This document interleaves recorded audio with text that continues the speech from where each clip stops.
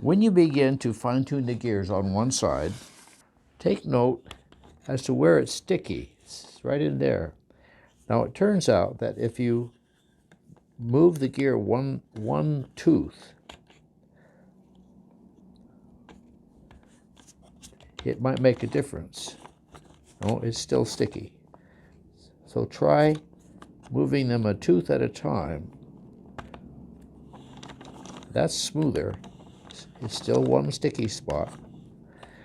And you can keep doing that tooth by tooth. And it might turn out that there's a sweet spot where all the gears are meshing very nicely. That's much better. Now let's try the other side.